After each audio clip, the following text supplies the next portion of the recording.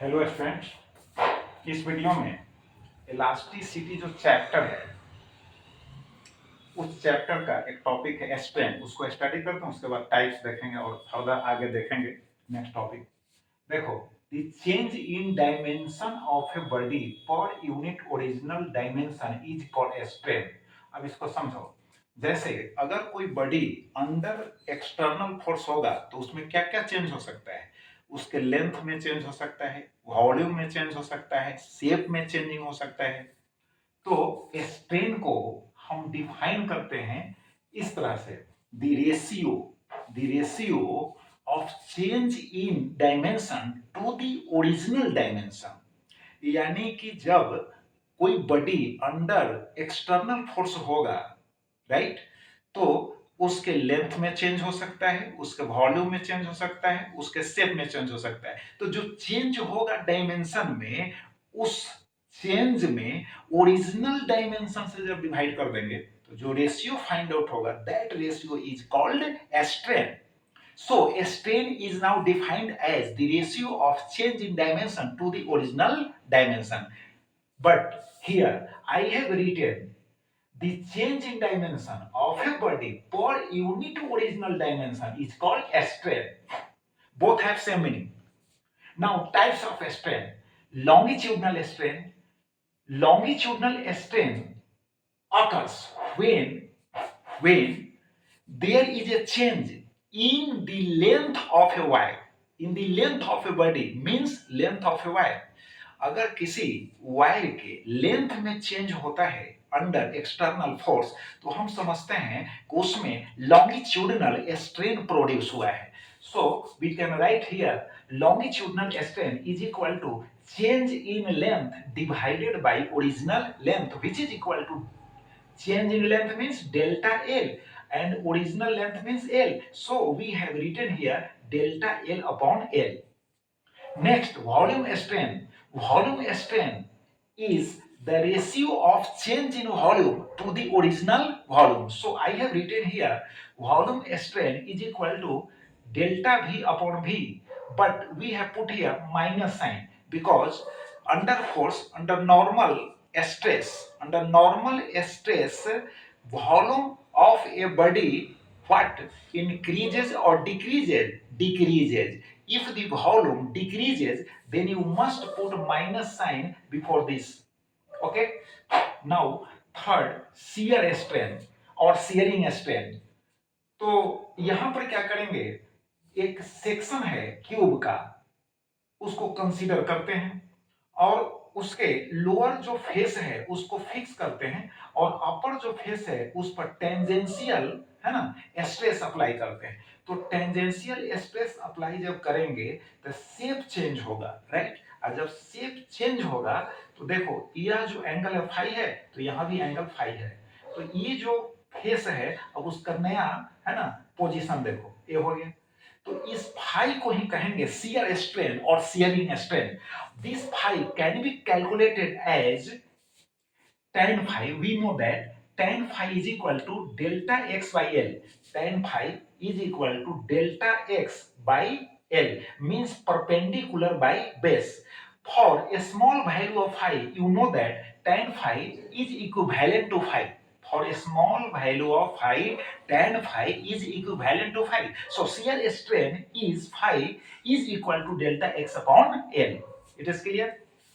देखो, अब देखो स्ट्रेन का डिफिनीशन कहता है कि change in dimension by original dimension. इसका मतलब है कि इसका यूनिट नहीं होगा, क्योंकि अगर ऊपर आप चेंज इन लेंथ लिखे तो यहां पर आप यूनिट लिखेंगे मीटर और नीचे होगा ओरिजिनल लेंथ तो मीटर, तो मीटर मीटर कैंसिल, तो strain has no unit. Similarly यहां भी स्ट्रेन हैज नो यूनिट, यहां भी स्ट्रेन हैज नो यूनिट. अब देखो नेक्स्ट टॉपिक है, the most important topic of this chapter is Hooke's law. Hooke's law कहता है कि under elastic limit stress is directly proportional to strain. But यह भी याद रखना है कि for a small value of strain it is valid. इसका मतलब है कि this law is valid under not elastic limit. Under proportional limit के अंडर ही यह लॉ जो है वैलिड है। और for a small change in, है ना, for a small value of strain, strain के स्मॉल वैल्यू के लिए वैलिड है। अब चलो, अब हम लिख सकते हैं कि stress by strain is equal to E which is constant, which is called elastic constant, but it has different values, it has different values for different materials, अलग अलग मटेरियल के लिए इसका वैल्यू जो होता है ना, डिफरेंट होता है। अब देखो, इस कांस्टेंट को मॉडुलस ऑफ इलास्टिसिटी भी कहते हैं। Elastic constant is now called modulus of elasticity. अब देखो, इसका भी टाइप्स है। जब स्ट्रेन का टाइप्स है, स्ट्रेस का टाइप्स है, तो इलास्टिक कांस्टेंट जो है, जिसको मॉडुलस ऑफ इलास्टिसिटी कहते हैं, इसका भी टाइप्स है। तो इसका भी 3 टाइप्स है। तो 3 टाइप्स में फर्स्ट जो टाइप है वो है Young's modulus of elasticity. Now Young's modulus of elasticity is defined as the ratio of longitudinal stress to the longitudinal strain. It may be written as Young's modulus y is equal to force upon area. This is the value of longitudinal stress, and change in length upon original length. This is the value of longitudinal strain. It may be written as F by A into L upon delta L.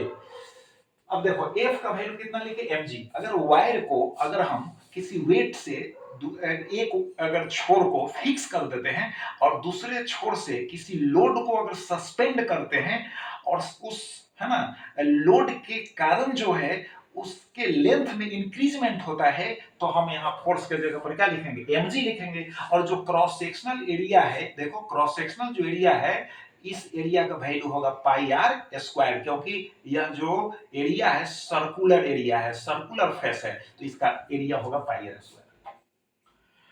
अब चलो, यहां पर एक question है ना, हम discuss करते हैं। देखो, अब क्वेश्चन डिटेल में हम नहीं लिख रहे हैं, आप फिगर दिया हुआ है, आप समझो। एक वायर है जिसका लेंथ जो है, ओरिजिनल जो लेंथ है 2l है, इधर l और इधर l, ऐसा समझो ओरिजिनल लेंथ इसका 2l हम लिए हैं। और मिडिल जो पॉइंट वो है, उस मिडिल पॉइंट से मास m को सस्पेंड किया गया, तो उसका जो पोजीशन होना चाहिए मिड पॉइंट का, जो मिडिल पॉइंट है, यह पोजीशन अब डिस्प्लेस होकर c पर आ गया, राइट। तो अब समझो, जब c पर आ गया तो ओरिजिनल तो इसका लेंथ है 2l, तो यहां पर ये जो c पर आ गया, तो ये जो डाउनवर्ड फॉलिंग है, तो यह इस पोजीशन से, अब तो लेंथ यहाँ है, ये लेंथ यहाँ है, यानी वायर जो ऐसे था, अब वायर का पोजीशन, जैसे मान लो कि वायर ऐसे है, तो वायर का पोजीशन ऐसे हो गया, मिड पॉइंट हो गया, ऐसे हो गया। तो अब देखो, यहाँ पर एंगल कितना है, थीटा, और यहाँ पर भी एंगल है थीटा। चूंकि वायर जो है अंडर टेंशन है, तो टेंशन ऐसे टी होगा, इसमें भी टेंशन टी होगा। अब देखो, ये जो मास यहाँ सस्पेंडेड है, तो मास जो सस्पेंडेड है, तो उस मास का जो वेट है, वेट मींस फोर्स। अब इस मास के कारण जो फोर्स जनरेट हो रहा है, वह फोर्स mg की इक्वल होगा। अब टेंशन ऐसे है, तो टेंशन को स्प्लिट करो कंपोनेंट में, तो इस डायरेक्शन में जो कंपोनेंट होगा t cos थीटा, इस टेंशन का इस डायरेक्शन में जो कंपोनेंट होगा t cos थीटा, तो यहां पुट कर दिए t cos theta plus t cos theta, और 2t cos थीटा जो होगा, नीचे डाउनवर्ड जो फोर्स होगा mg होगा। डाउनवर्ड फोर्स कितना होगा, mg होगा, राइट। अब mg के इक्वल हो जाएगा 2t cos थीटा, तो 2t cos theta is equal to mg हो गया। अब कहोगे कि इसमें सॉल्यूशन बतला है, फाइंड आउट क्या करना है, तो देखो, यह इक्विलिब्रियम है सिस्टम। अब इसमें फाइंड आउट करना क्या है कि देखो, यंग्स मॉडुलस दिया हुआ है, रेडियस वायर का दिया हुआ है, 2l जो लेंथ है वह 1 मीटर दिया हुआ है, और ये जो मिड पॉइंट को, है ना, इस m के द्वारा, मास m के द्वारा जो सस्पेंड किया गया है, इस यहां से सस्पेंड करने पर इसका पोजीशन जो चेंज हुआ, तो कितना फॉलिंग हुआ इसके पोजीशन में, तो x is equal to 1 centimetre यहां पर दिया हुआ है, राइट। तो क्वेश्चन में क्या कह रहा है, क्या डिमांड कर रहा है, तो m का वैल्यू पूछ रहा है, यानी m इज इक्वल टू होगा यहां पर m is equal to what, यानी मास का वैल्यू पूछ रहा है। तो देखो, यहां पर तो t is equal to mg upon T cos theta, 2 cos theta clear हो गया, क्योंकि 2t cos theta is equal to होगा mg,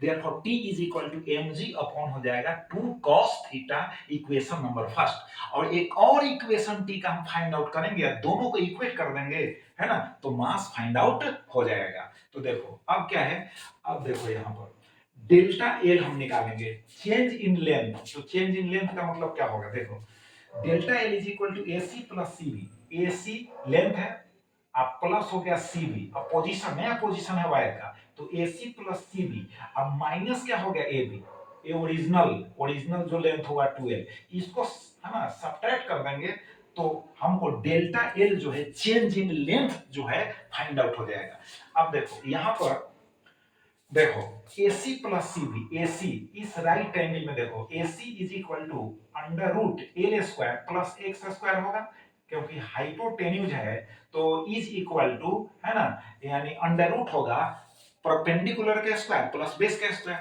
तो L square plus x square और X square plus L square, clear है। और माइनस जो है AB, तो AB जो है यहां पर AB जो कितना होगा AB, तो यहां AB देखो ए बी, एल का ट्वाइस यानी 2L होना चाहिए, राइट। तो यहां पर हम सॉल्यूशन यहां लिखे हैं 2 इंटू, देखो 2 into under root L square plus x square, under root L square plus x square मतलब AC, ठीक। और देखो माइनस हो गया एल, माइनस एल, इसमें 2 से मल्टीप्लाई कर दिए तो इसका वैल्यू हमको फाइंड आउट हो गया।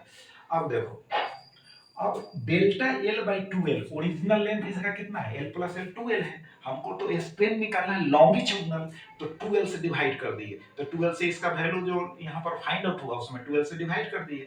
अब इसको हम सिंप्लीफाई करेंगे, तो सिंप्लीफाई करने के लिए देखो यहाँ पर क्या किए हैं, यहाँ पर जो है 2L से डिवाइड करेंगे इसमें, तो 2 2 कैंसिल हो जाएगा, इतना बाई एल, एल में एल से डिवाइड कर देंगे तो हो जाएगा 1। अब देखो 1 तो यहाँ माइनस में हो गया। अब देखो ये जो रूट ओवर का साइन है इसको हम क्या करेंगे, रूट ओवर को हटाकर और पावर डाल देंगे 1/2, इसको सिंप्लीफाई करें, देखो एल स्क्वायर से, है ना, 1 में मल्टीप्लाई करेंगे तो L square plus x square हो जाएगा, L square plus x square हो जाएगा, नीचे जो एल स्क्वायर होगा तो उसका स्क्वायर रूट होगा तो एल हो जाएगा, तो यहाँ एल आ गया कि नहीं, 2 2 तो कैंसिल हो गया है। अब देखो बाइनोमियल थ्योरम हम यूज करेंगे, हम समझाए थे आपको पहले भी कि 2 टर्म्स हो, फर्स्ट टर्म 1 हो और पावर कुछ भी हो, निगेटिव हो पॉजिटिव हो, उससे कोई लेना देना नहीं है, तो पावर को सेकंड टर्म में मल्टीप्लाई कर दो तो ये अप्रोक्सीमेटली वैल्यू देगा। तो यहाँ पर 1/2 को मल्टीप्लाई कर दिया तो यहाँ पर हो गया 1/2 into x square by L square, अब -1 रहेगा, क्लियर। अब रूट ओवर का प्रॉब्लम सोल्व हो गया। अब देखो यहाँ 1 1 कैंसिल हो जाएगा, -1 है +1 है तो मिलेगा हमको x square by 2L square, तो डेल्टा एल बाई 2L यानी लॉन्गिट्यूडनल स्ट्रेन जो है फाइंड आउट कर ली। अब स्ट्रेस निकालना है तो longitudinal stress is equal to force by क्या होगा, एरिया होगा, अब फोर्स के जगह पर उसमें वायर में tension, tension by area, area cross sectional area pi r square हो गया। अब देखो Young's modulus of elasticity is equal to क्या होता है, longitudinal stress by longitudinal strain. तो अब यहाँ पर लॉन्गिट्यूडनल स्ट्रेन हमको यहाँ पर फाइंड आउट हो गया है, राइट। और अब क्या करना है कि यहाँ पर स्ट्रेस भी हमको फाइंड आउट हो गया, तो stress is equal to Young's modulus into हो जाएगा लॉन्गिट्यूडनल स्ट्रेन। देखो यंग्स मॉडुलस में लॉन्गिट्यूडनल स्ट्रेन से मल्टीप्लाई करेंगे तो लॉन्गिट्यूडनल स्ट्रेस फाइंड आउट हो जाएगा। तो ये स्ट्रेस हो गया लॉन्गिट्यूडनल, है ना, यंग्स मॉडुलस हो गया इनटू हो गया लॉन्गिट्यूडनल स्ट्रेन। तो अब इसको सोल्व करके हम t का वैल्यू निकाल लिए, तो ये हो गया इक्वेशन नंबर 2। अब t यानी टेंशन है, तो फर्स्ट इक्वेशन में भी टेंशन है, सेकंड इक्वेशन में टेंशन है, अभी दोनों टेंशन को अब हम इक्वेट कर देंगे। तुमको टेंशन नहीं लेना है यार, यहाँ टेंशन टेंशन इक्वल हो गया तो आरएचएस इक्वल हो जाएगा। आरएचएस को इक्वल करने के बाद एम यहाँ है, एम का एक एक्सप्रेशन फाइंड आउट होगा और उस एक्सप्रेशन में, है ना, यंग्स मॉडुलस जो आई है उसका वैल्यू रख दीजिएगा। रेडियस मिलीमीटर में है तो यहाँ 10 टू द पावर -3 से, है ना, मल्टीप्लाई कर देना, 10 टू द पावर -3 से क्या करना है, मल्टीप्लाई करना है, तो मीटर में चेंज हो जाएगा। यहाँ 2l जो है लेंथ, तो l इज इक्वल टू कितना हो जाएगा 1/2 मीटर हो जाएगा। x का वैल्यू 1 सेंटीमीटर है तो ये हो जाएगा 10 टू दी पावर -2 मीटर हो जाएगा। तो सिमिलर यूनिट यानी ऐसा यूनिट में कन्वर्ट कर लेना है और उसके बाद है ना पुट कर देना है, तो मास m जो है उसका वैल्यू फाइंड आउट हो जाएगा। देखो मैथमेटिक्स तो का बेसिक जो कॉन्सेप्ट है आपको होना चाहिए, क्योंकि फिजिक्स जब पढ़ रहे हैं तो मैथमेटिक्स का भी नॉलेज जरूरी है, एसेंशियल है, इसलिए इतना ऑपरेशन आपको खुद करना पड़ेगा। बात समझ गए? और करने से बेनिफिट भी होगा। Thank you very much. अब नेक्स्ट वीडियो में हम नेक्स्ट टॉपिक के साथ मिलेंगे। Thank you.